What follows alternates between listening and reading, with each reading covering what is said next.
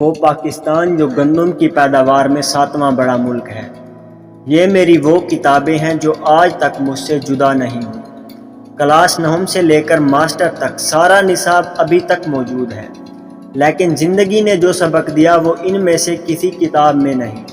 جو ان کتابوں میں پڑھا ایسا کچھ بھی میری زندگی میں نہیں۔ نہ قائد اعظم کے 14 نکات، نہ اکبر بادشاہ، نہ الجبرا، نہ مسٹر چپس، نہ سطح مرتفع پٹوہات، اور نہ ہی وہ پاکستان جو گندم کی پیداوار میں 7واں خود کفیل ملک ہے۔ مجھے پیسے کمانے کا طریقہ تو بتایا نہ گیا، بس فوٹو سنتھیسس کا عمل پڑھاتے رہے۔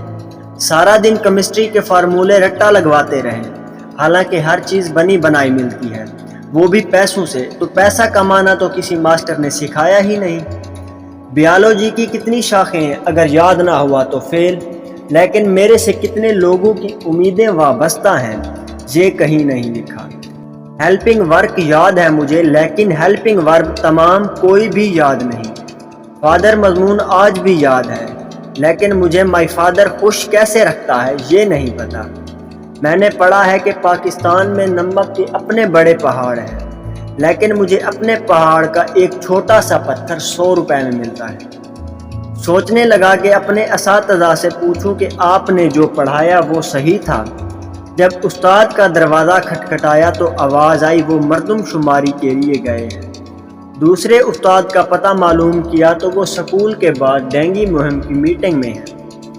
تیسرے استاد کی طرف گیا تو وہ پولیو، یعنی میرے استادوں کو اصل مقصد سے ہٹا کر دوسرے کاموں پر لگا دیا۔ پھر ایک استاد یاد آیا کہ وہ اس وقت گھر ہوں گے۔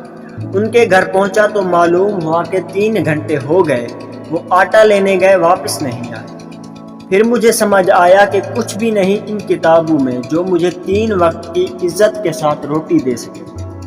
اتنی کتابیں پڑھنے کا کیا فائدہ ہوا اگر مزدوری ہی کرنی تھی۔ آخر میں تلخ بات یہ کہ کتابیں مجھے اتنا بھی نہ سکھا سکی جو کتابیں پڑھ کر میں زمانے میں معتبر ٹھہرا۔